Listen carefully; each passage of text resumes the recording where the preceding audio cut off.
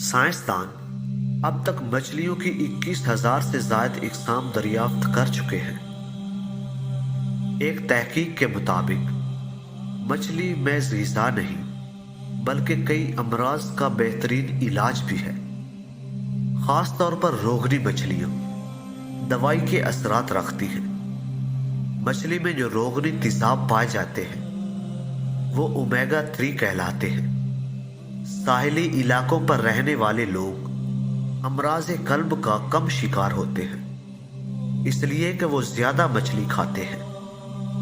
قابل غور بات یہ ہے کہ ایک دن ایک شخص حضرت مولا علی علیہ السلام کی خدمت میں حاضر ہوا اور عرض کرنے لگا، اے میرے مولا، ہر جانور کے منہ میں زبان ہوتی ہے لیکن مچھلی کے منہ میں زبان کیوں نہیں ہوتی اور مچھلی پانی میں ہی کیوں رہتی ہے؟ اس سوال پر مولا علی علیہ السلام نے ارشاد فرمایا، اے شخص، یاد رکھنا، اللہ تبارک و تعالی نے مچھلی کے منہ میں بھی زبان دی تھی اور اس کو وہ طاقت بھی عطا کی تھی کہ وہ خشکی پر چل سکے، مگر افسوس کہ اس نے خود پر ہی ظلم کیا۔ وہ شخص عرض کرنے لگا، یا علی، کیسا ظلم؟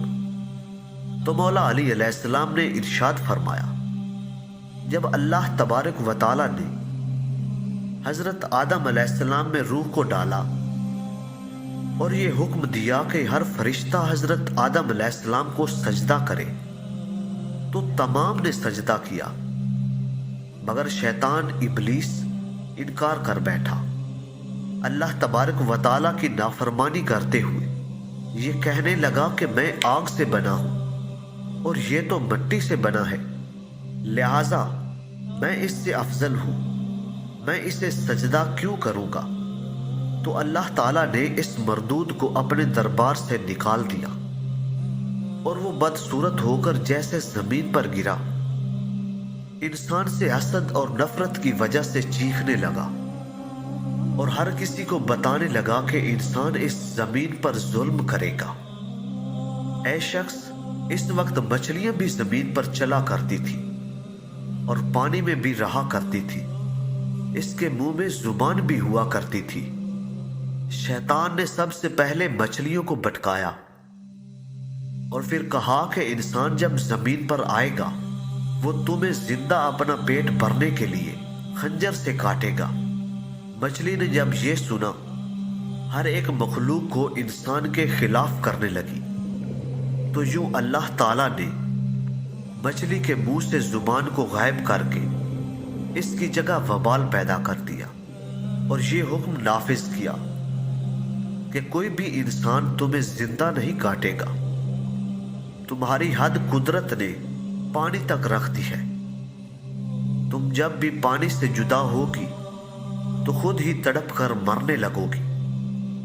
تبھی سے جب بھی مچھلی پانی سے جدا ہوتی ہے تو وہ تڑپنے لگتی ہے اور اس کے جسم کا سارا خون اس کے گلے میں آ کر جمع ہو جاتا ہے۔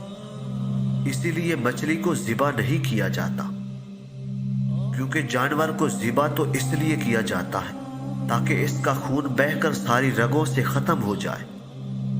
اللہ تبارک و تعالیٰ نے مچھلی پر یہ قانون نافذ کر دیا کہ وہ جب بھی پانی سے جدا ہو کر تڑپتی ہے تو اس کا سارا خون گلے میں آ کر جمع ہو جاتا ہے اور یوں مچھلی کا گوشت خون سے پاک ہو جاتا ہے۔